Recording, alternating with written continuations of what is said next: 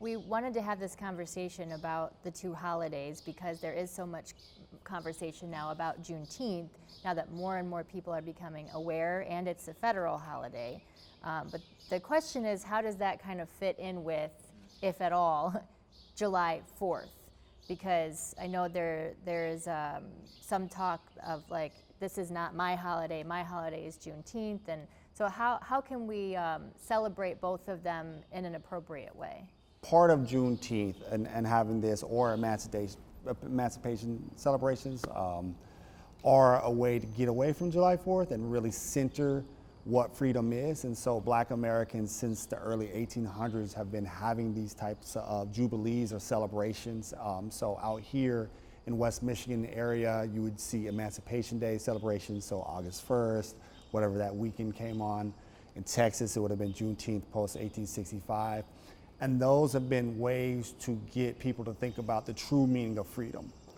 For a lot of folks, when they say, well, this isn't my holiday, when they talk about 4th of July, it's because historically, Black folks haven't been allowed to celebrate 4th of July. On the one hand, the paradox of celebrating freedom in a country that has slavery was problematic. But on the other hand, they just weren't invited to these celebrations. So in the South, you're not invited to July 4th, right, during Jim Crow era. In the North, you go and you can get beat up.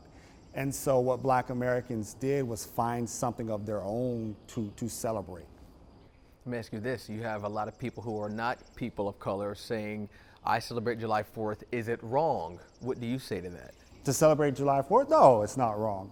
It's the national holiday. It is since 1776. It's been that day.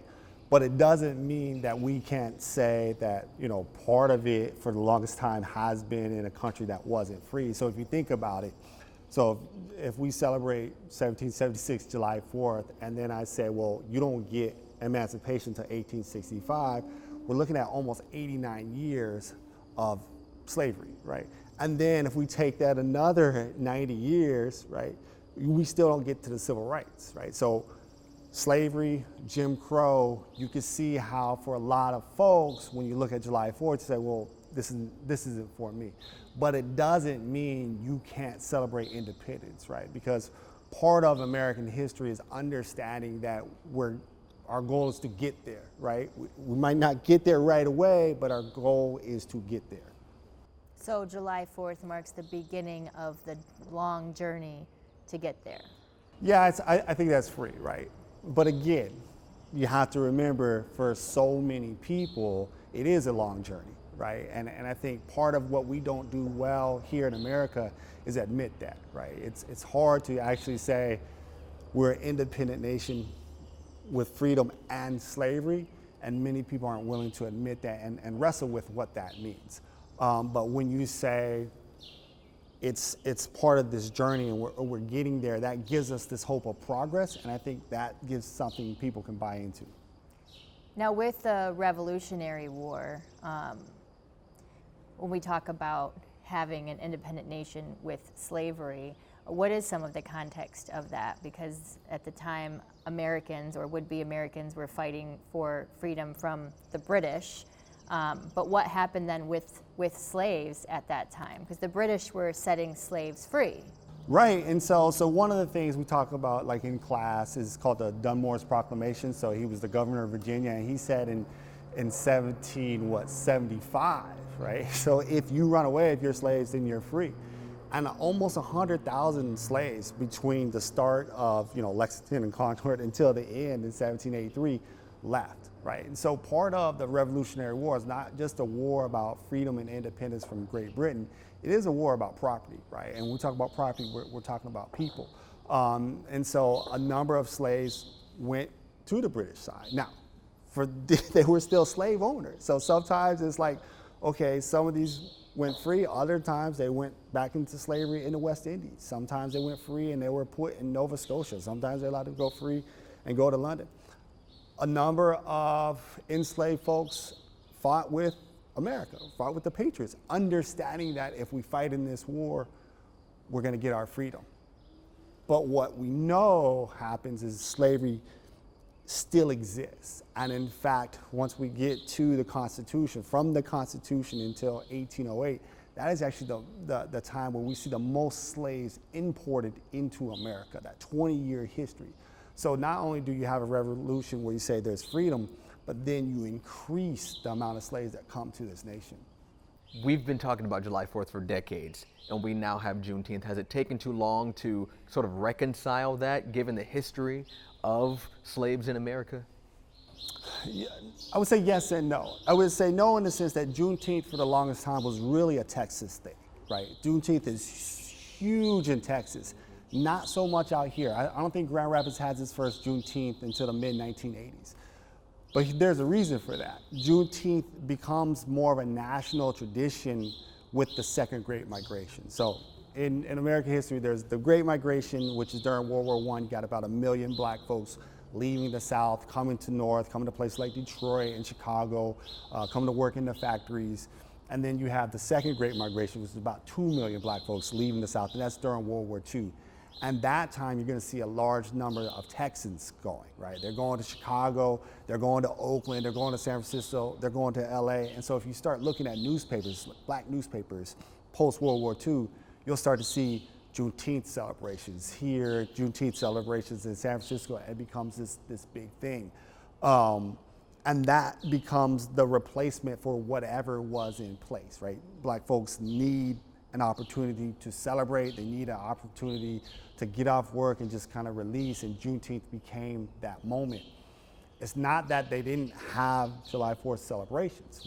When they did, though, they were also, we would say, segregated, but not segregated in the sense that it's a bad thing, segregated in the sense that we're going to do our own thing here. But if you look at them, those July 4th celebrations were always about freedom and getting our rights and fighting for civil rights. And so July 4th took on a different meaning.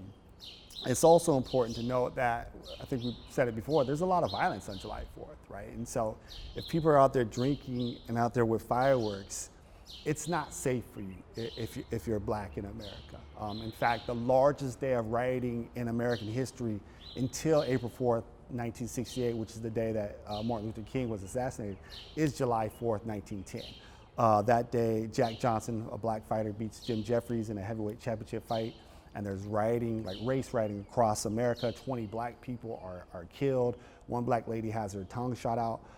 So for a lot of people, July 4th, they look at it, this is a very violent time, so we're gonna stay away, we're gonna do our own thing.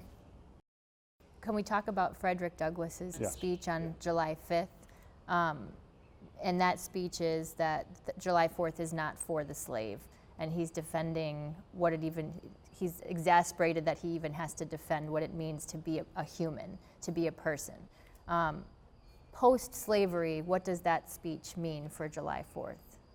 Yeah, I think now, I would honestly say now, so we're talking the 1852 speech, it means more, right? I think it's a time for a lot of people to look back and say, you know what, he's right. Like, here we are having this massive holiday on July 4th, and for many black Americans, it wasn't that thing. And I think it gives a lot of people this sense that, what we've been told isn't really the real deal, right? A lot of black Americans historically struggle with that meaning, so it's okay for me now in 2022, to have those same types of struggles and same types of doubts. I think in real time, post-emancipation, black folks in America knew, like, this isn't for us. They knew the hypocrisy of July 4th, they knew the dangers of July 4th, and so they created their own thing, right? And so you have Juneteenth, you have emancipation celebrations, you also have what you call Decoration Day, which now is Memorial Day, right? Very few people talk about that. Memorial Day is a black holiday that becomes an American holiday. So when you ask about Juneteenth and 4th of July and can they coexist, my best response is, let's look at Memorial Day, right? It just morphed into something that's truly American. You have Langston Hughes's poem, I Too Am America.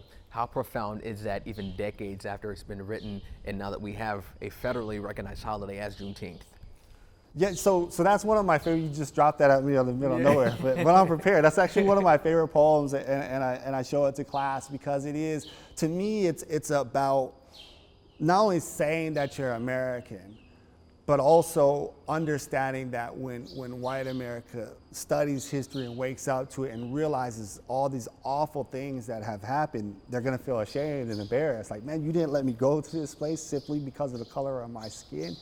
And I think that we have a moment here, whether it's this kind of post-2020, I know it sounds off, like a post-2020 George Floyd moment, but we have a moment here in history where we could really dig into who we are. And part of digging into who we are is telling this full, complete story of American history. It means wrestling with the reality that for some people, July 4th is not their holiday. It is Juneteenth.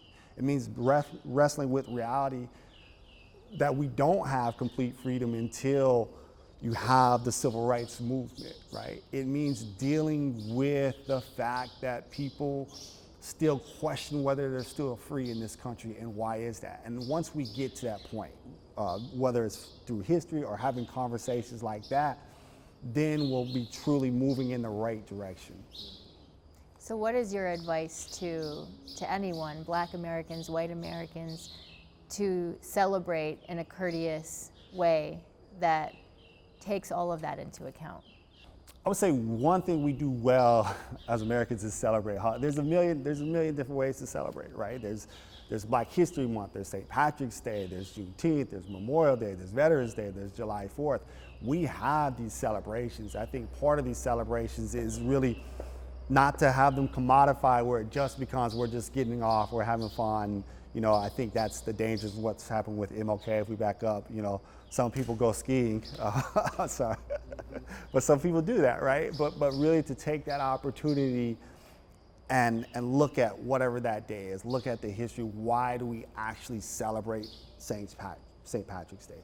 Why do we actually have Memorial Day? Why do we have July 4th? Why do we have Juneteenth, right? What are the meaning of this? And then have fun. Yeah, because some people may fear what they don't know. And when you talk about Juneteenth and kind of this juxtaposition with July 4th, some people could see that as saying you're pitting two groups of people against each other, and it's race baiting.